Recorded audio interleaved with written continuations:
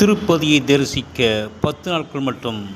திருப்பதி தேவஸ்தானம் வைகுண்ட ஏகாதசி திருநாளை கொண்டாட மிக சிறப்பான ஏற்பாடு செய்து வருகிறது.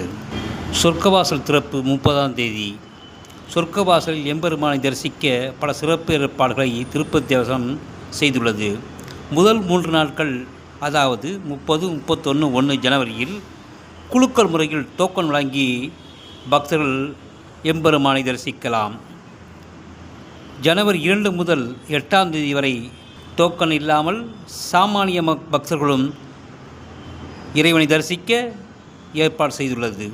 திருப்பதியில் 10 நாட்கள் சொர்க்கவாசல் தரிசனம், வேங்கடனை தரிசிக்க சிறப்பு தரிசனம் செய்ய இந்த அற்புதமான ஏற்பாடு. மேலும் வரும் பக்தர்களை நேரில் சந்தித்து அவர்களின் குறைகளை கேட்டு பாதுகாப்பு ஏற்பாடு செய்துள்ளது. வைகுண்ட ஏகாதசிக்காக திருப்பதி தேவஸ்தானம் போர்டு என்பது அற்புதமாகும். 10 நாட்கள் சொர்க்கவாசல் தரிசிப்போம். நன்றி, வணக்கம்.